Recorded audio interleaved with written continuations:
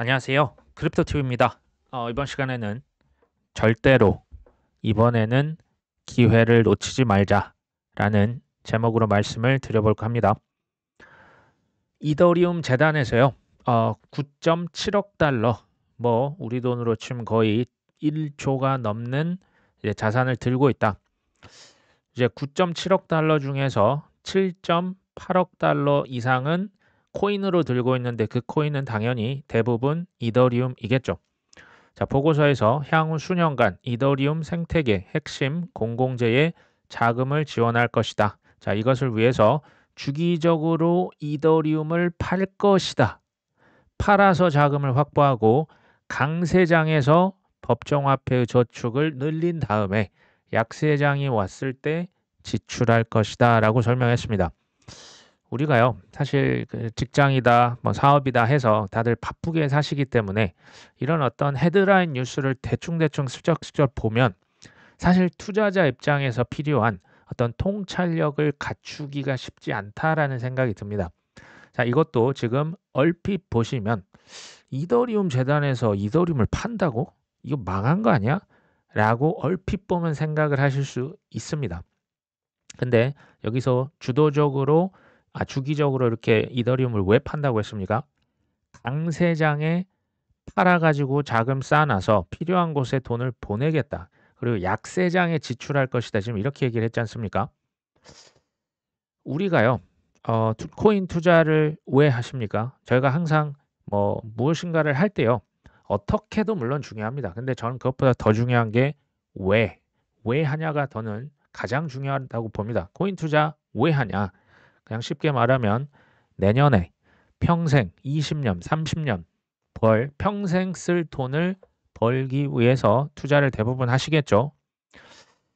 25년, 특히 뭐 2030년까지 기회는 있다고 봅니다. 근데 특히 내년 큰 수익으로 내 노후 보장뿐만 아니라 뭐 주변의 가족들 아니면 주변에 좀 어려운 사람까지도 도울 수 있는 그런 삶을 살고자 우리가 투자합니다.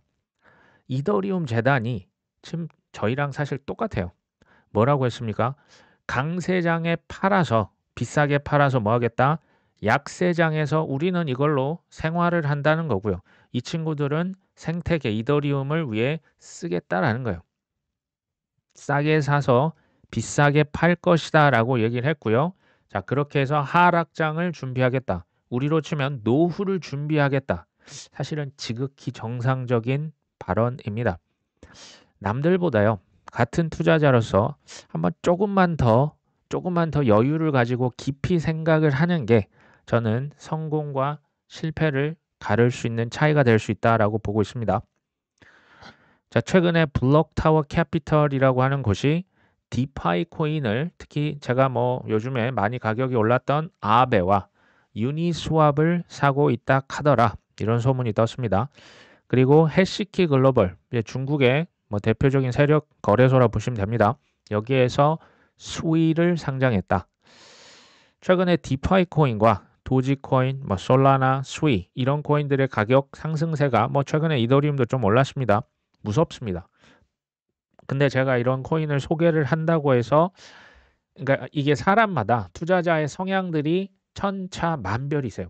뭐냐면 저 같은 사람은 알트코인은 특히 더 보수적입니다. 조금 이상하다, 찝찝하다, 사실에 딱 그 봤을 때 위험성이 있다 저는 안 삽니다. 근데 어떤 뭐 사람에 따라서는 소위 말하는 그 추세 그 트렌드 투자 매매를 하시는 분도 있으세요. 이렇게 해서 이제 잘 수익을 낼 수 있으시면 그렇게 하셔도 되는 겁니다. 제가 지금 여기서 막 말씀드리는 게 정답이 아닐 수 있다라는 얘기를 분명히 드리고요. 최대한 저는 객관적이고 유효한 정보를 제공해 드리려고 노력을 하고 있다. 자, 우리나라 금감 원장이 트럼프 테마주 비트코인 등 변동성 확대 감시를 강화하겠다. 그러니까 이제 가격이 들쑥날쑥 지금 뭐 조짐이 심상치 않잖아요. 그래서 뭐 시장 감시하고요. 또 풍문, 뭐 이상한 소문 퍼뜨리는 거, 선행 매매, 시세 조정 이런 거 내가 무관용으로 엄중 조치할 것이다. 자, 이것도 대충 보면 이거 뭐 어디 또 누구 잡는 거 아니야? 누구 그냥 망가뜨리는 거 아니야? 상폐되는 거 아니야? 라고 생각하실 수도 있을 것 같아요. 근데 뭐 저야 뭐 한 2014년부터 이 업계를 지금 뭐 한 11년 이상 봐온 입장에서는 이건 사실 엄청난 호재예요. 코인이라고 하는 게 진짜 그 생각도 못했던 비트코인 ETF도 이게 참 오래 이게 다 벌어졌다는 게 믿어지지 않을 만큼 급격하게 지금 변화가 이루어지고 있고요. 코인이 법의 테두리 안으로 사실은 들어왔다라는 얘기예요. 그리고 그 막말로 미국 SEC 게리 갠슬러보다는 우리나라 한국금감원이 더 투자자 보호를 잘하지 않을까 하는 예상을 해봅니다. 자, 외신에서 미국의 공화당이 미국의 상원을 탈환했습니다. 100석이 있는데요. 그중에 53개 의자를 가져갔습니다. 뭐 이제 다수당, 뭐 사실 그 과반을 넘어섰고요. 하원도 다수당이 유력하다. 하원에서는 435석 중에 211석, 거의 과반에 가까운 좌석을 지금 누가 가져갔다고요? 미국 공화당이 가져갔습니다. 자, 코인 회사들이 수천억을 로비해서 반코인 인사 후보부터 탈락시켰던 지금 보람이 있습니까? 없습니까? 있네요. 자, 미국의 상원, 하원, 심지어 대통령까지 친코인 아닙니까? 자, 이렇게 되면 사실 저는 여기에서도 그 다가올 불향을 맡고 있습니다. 불냄새가 솔솔 지금 불어오고 있죠. 자, 우리나라 업비트에서요. USDT와 USDC 스테이블 코인 거래 수수료 인하를 계속 연장을 시키고 있네요. 테더는 보니까 한 지금 그 뭐 0.05에서 0.01%, 뭐 USDC 같은 경우는 지금 아예 수수료가 지금 없네요. 이거 왜 할까요? 사실 업비트 한국 거래소 아닙니까? USDT와 USDC 거래 수수료 인하한다. 이걸로 코인 많이 사고 팔고 쓰세요라는 얘기죠. 사실 이건요, 한국에서만 이루어지는 건 아닙니다. 전 세계적으로 스테이블 코인 사용량, 소위 말하는 지금 채널들을 이게 믿어지십니까? 이거 달러가 그냥 우리나라 거래소에서 쓰이고 있는 겁니다. 일본에서는 이제 실생활 유통 결제까지도 지금 쓰이고 있거든요. 전 세계에서 스테이블 코인 사용량이 폭증하고 있는 겁니다. 저기 뭐 동남아시아, 아프리카, 라틴 아메리카는 말할 것도 없습니다. 이게 스테이블 코인은 미국 국채, 국가 부채를 누군가 계속 사주니까 그것을 기반으로 스테이블 코인 발행하잖아요.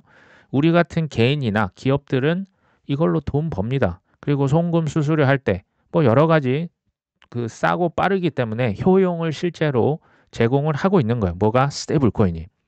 사실 저는 조금 과장을 하면 스테이블 코인만 제대로 이해를 해도 코인 투자의 절반은 이해했을 수 있다라고 생각을 합니다. 그만큼 중요한 게 스테이블 코인입니다.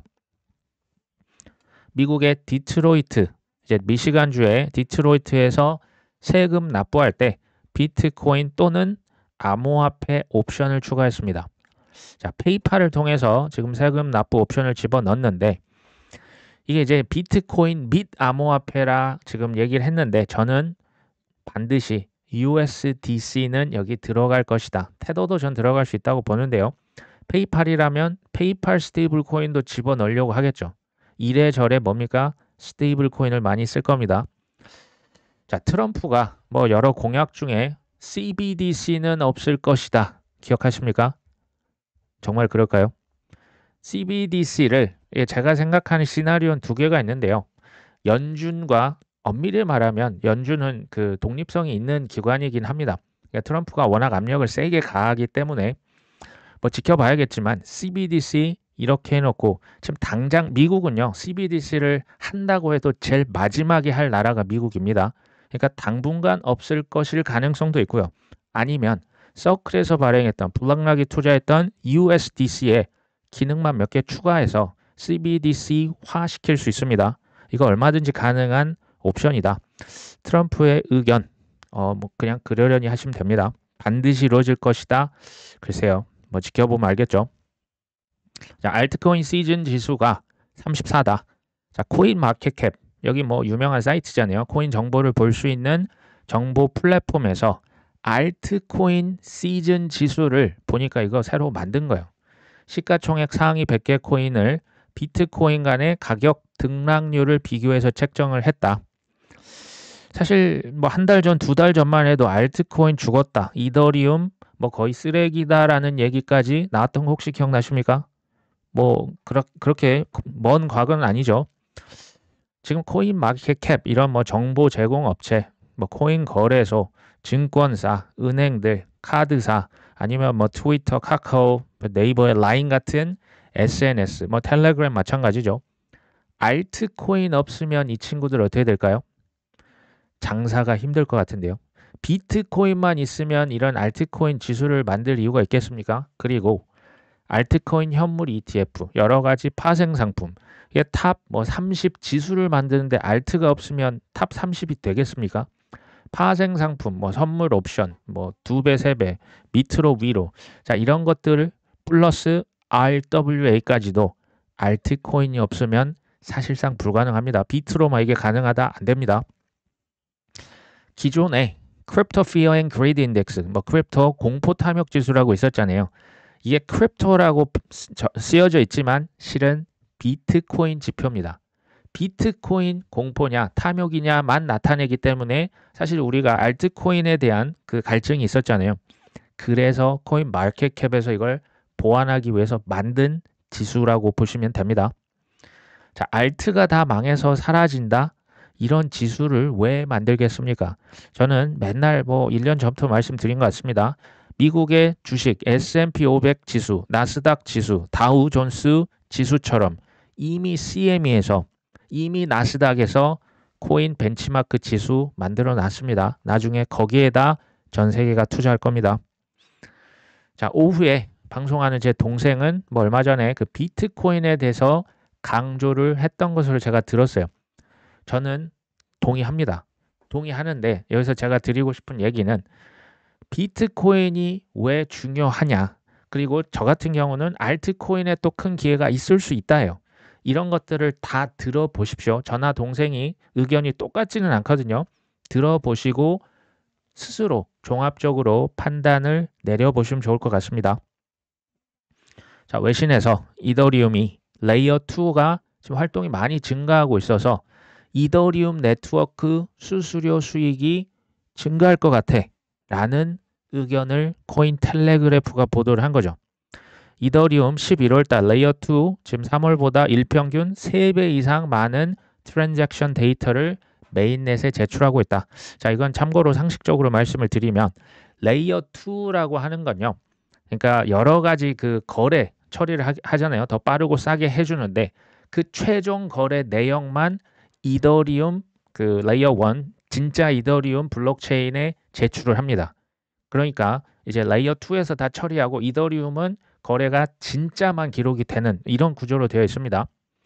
제가 여기서 지적하고 싶은 건 뭐냐면 갑자기 이더리움에 대한 호재 같은 기사예요. 이더리움 예전에 불과 한 달 전이었습니까? 이더리움 레이어 2가 엄청 늘어났는데 수수료 다 뺏어갔다. 흡혈귀다. 이더리움 수익률 다 갉아먹는다라는 기사 혹시 기억나십니까? 분명히 찾아보시면 이거 나옵니다. 근데 갑자기 이제는 이더리움의 수익이 증가할 것이다. 이게 말 뒤집기가 아닌 뭐겠습니까? 자, 전 세계에서 코인 투자하고 있는 코인러들이 알트 시즌 뭐 혹은 바나나 존을 우리가 기다리고 있잖아요. 저는 예전부터 이더리움이 최고점은 최소 돌파를 해줘야 돼요. 그래야 시작이 된다라고 말씀을 드렸죠. 현재 기준 이더리움의 현재 가격은요, 전 고점을 터치가 아직도 요원해요. 여전히 마이너스 한 30%에서 33% 수준에 있습니다. 조금 더 기다리면 오지 않을까, 뭐 그렇게 보고 있습니다. 어떤 분석이세요? 비트코인이 뭐 최고가를 뭐 지금 경신을 했고 뭐 트럼프가 당선이 돼서 이제 막 뉴스에 조금씩 회자가 되고 있네요. 제가 볼 때 아직 일반 투자자들은 그렇게 큰 관심은 없을 겁니다. 알트가 폭등해 줘야 그때야 비로소 관심을 가질 겁니다. 뭐 어쨌든 비트코인이 아직 과열은 아니다. 추가적으로 훨씬 더 오를 수 있다. 지금 이런 분석을 했는데요.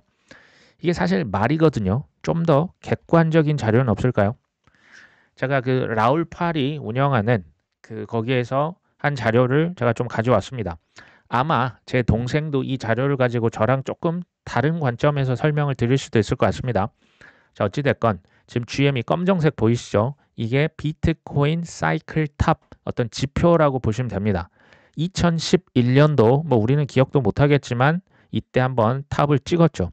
2013년도 찍었고요. 2017년도는 기억하시죠? 12월 달에 찍었습니다. 2021년도는 더블 탑이었습니다. 4월에 찍었고 11월에 찍었죠. 그리고 올해 3월 달에 1억 시대 열렸다 기억하십니까? 그게 지금 요 아래에 지금 위치해 있고요. 지금 우리가 여기 빨간색에 있습니다. 이 지표의 지금 높이로 봤을 때 최소 한 3배 정도는 더 올라가 줘야 되지 않을까 하는 생각이 드네요. 뭐 실제는 가봐야 알겠죠. 중요한 건 비트코인이 뭐 지금 최고가를 돌파했다고 하지만 갈 길이 멀어 보입니다. 자, 이건요. 전 세계 중앙은행들에서 돈을 찍는 양 다 합쳐놓은 거예요. 전 세계 글로벌 돈 찍기가 지난 한 20여 년간 연평균 8% 증가했다. 전 세계가 돈을 8% 이상 매년 찍어냈다라는 얘기예요. 여기에 이제 물가 인상률을 좀 감안을 한다면 연평균 10% 미만의 투자 수익률은 지는 투자예요. 손실이란 얘기입니다. 사실상. 왜 그럴까요? 우리가 은행에 맡겨놓고 3% 이자 받았다고 좋아할 게 아니라는 거죠. 전 세계 중앙은행에서 돈을 찍어버려 그 3% 받을 때 10% 올라 있는 겁니다. 그러니까 이것을 넘어서야 비로소 의미 있는 본전인 투자가 되는 거예요. 10%가 어떤 그 허들이라 생각하시면 됩니다. 자, 이걸 보시면 검정색은 글로벌 유동성이고요.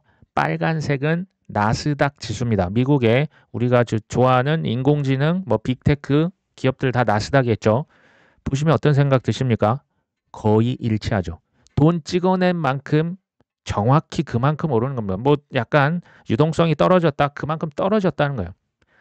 대략 글로벌 유동성과 나스닥 지표가 97.5% 일치합니다.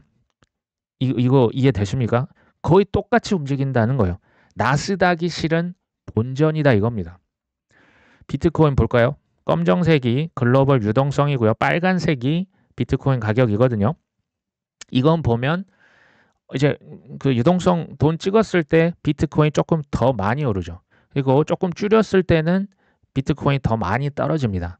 그렇기 때문에 아까 나스닥만큼 일치하진 않습니다. 87.5% 일치하죠. 대략적으로 일치하지만 이게 조금 일치율이 떨어지는 이유가 뭐라고요? 나스닥보다 돈 찍으면 비트가 더 오른다는 거예요. 알트는 비트 대비 더 오르는 거죠. 이해되시죠? 유동성 돈 안 찍고 좀 이제 그 머니 프린터 씌워 놓으면 비트코인, 알트코인 폭락한다 지금 이겁니다. 변동성이 어마어마하다는 얘기예요. 이거의 핵심은 뭐냐? 시장에 가장 큰 영향 미친 게 뭐다? 유동성이다. 돈의 힘이다라는 것을 보여드리는 겁니다. 자, 검정색을 그냥 미국 경제 지표, 뭐 ISM이라고 뭐 이제 설문조사에서 제조업 그 매니저들에게 그 설문조사한 지수입니다. 쉽게 말하면 50 이하면 경제가 별로 안 좋다라고 하는 거예요. 빨간색은 뭐냐? 경제 선행 지표입니다. 선행 9개월 선행입니다. 그러니까 현재 지금 이 검정색을 보면 ISM이 46.5죠. 50 이하입니다. 현재는 경제가 좋지 않지만 지금부터 최소 9개월, 심지어 지금부터 1년은 어떻게 된다? 경제가 좋아질 것이다. 이것을 지금 나타내고 있습니다.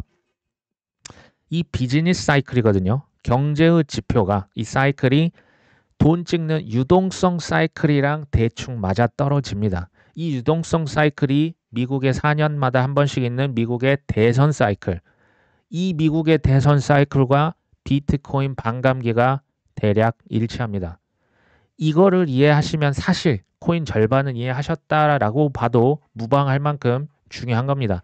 이것을 그 30년 이상의 거시경제 투자자죠. 라울 팔이 가장 이렇게 쉽게 설명을 해주는 뭐 그런 사람이라 보시면 되겠죠. 자, 검정색 미국의 어떤 경제 지표라고 보시면 되는데 빨간색은 알트코인입니다. 어떤 생각 드십니까?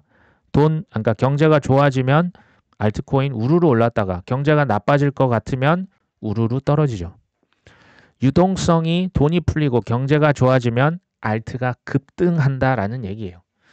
왜냐하면 경제가 좋아지고 뭐 중앙은행에서 돈을 많이 찍어내면 사람들이 좀 더 그 안전 자산 선호, 뭐 금이나 국채가 아니라 위험한 자산들, 주식이나 특히 코인에 더 큰 돈을 넣기 시작한다라는 얘기예요. 이거는 뭐 인간의 어떤 본능과도 관련이 있습니다. 자, 검정색을 보시면 글로벌 유동성 그 이제 GMI 토탈 리퀴디티 인덱스 유동성 지표입니다. 그러니까 돈 찍어낸 거 합쳐 놓은 거예요.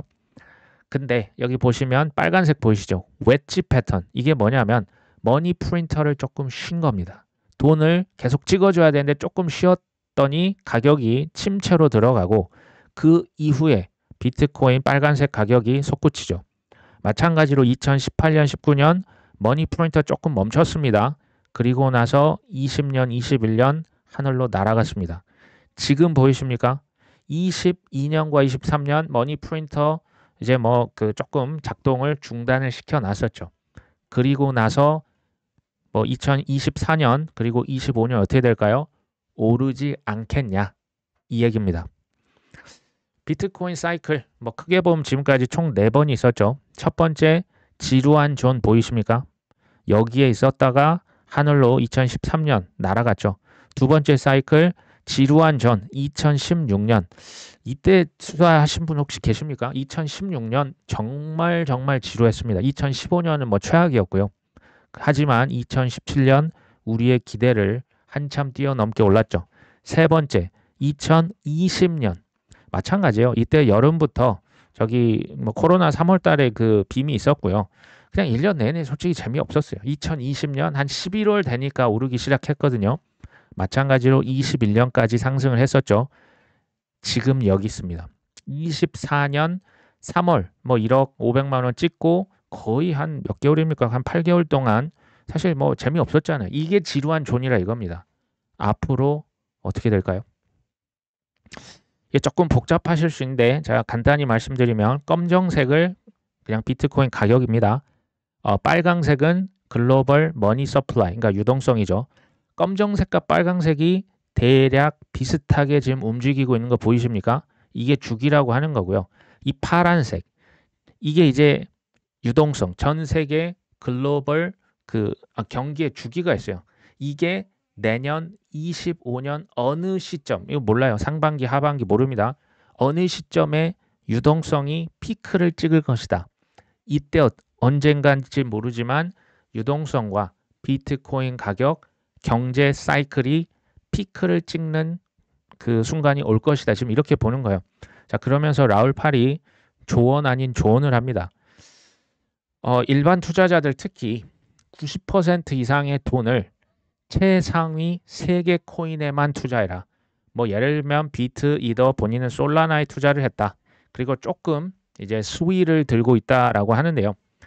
그러니까 소위 말해서 뭐 50배 코인, 100배 코인 좋은데 그러니까 90%는 조금 소위 말해서 큰 코인들, 뭐 예를 들면 뭐 도지코인이다. 안전한 본인이 생각했을 때 안전한 코인 딱 3개에 올인을 하고 나머지 10% 가지고 뭐 100배, 200배 코인, 디파이 코인이건 뭐 민코인이건 사라. 그러니까 절제하라라는 얘기를 했고요.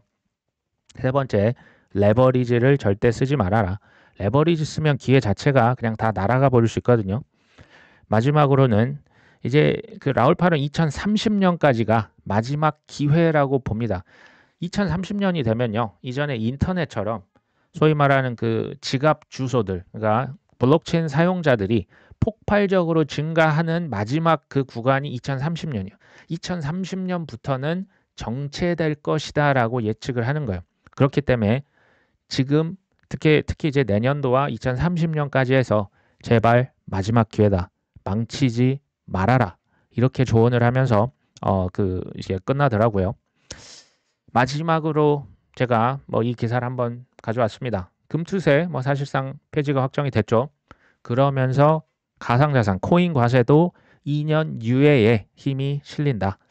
자, 이게 이제 더불어민주당의 관계자가 코인 관련 과세 폐지에 대한 논의는 사실 없었거든요. 지금 다 모든 논란이 금투세였습니다. 이거 주로 이제 우리나라 주식 관련된 거였잖아요.